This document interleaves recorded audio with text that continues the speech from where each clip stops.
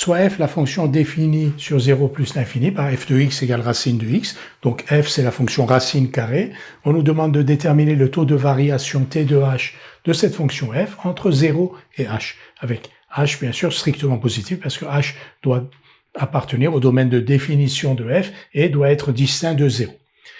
On nous demande ensuite est-ce que t de h tend vers un nombre réel quand h tend vers 0 et enfin est-ce que la fonction f est dérivable en 0. Nous allons donc calculer le taux de variation de f entre 0 et h.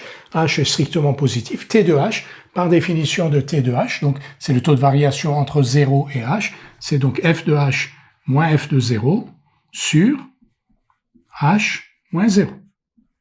f de h, c'est racine carrée de h.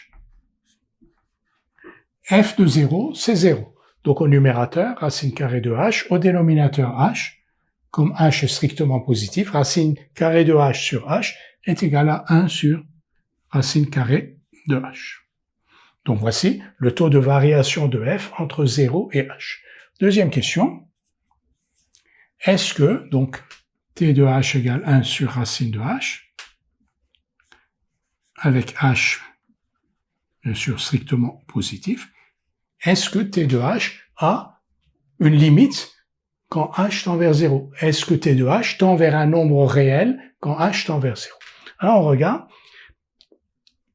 Quand h est de plus en plus proche de 0, racine carrée de h est de plus en plus proche de 0, et 1 sur racine carrée de h est de plus en plus grand. Je donne quelques exemples. Si h égale 1 centième, racine carrée de h égale 1 dixième, et t de h égale 10.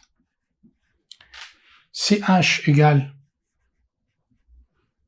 1 dix millième, racine carrée de h égale 1 sur 100, et t de h égale 100. Plus h se rapproche de 0, plus t de h est grand. Donc t de h n'est pas de plus en plus proche d'un nombre réel donné, donc t de h n'a pas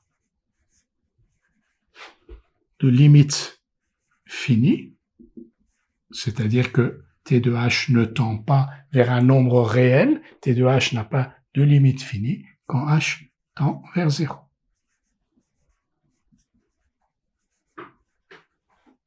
Et quelle est la conclusion? Troisièmement, f n'est donc pas dérivable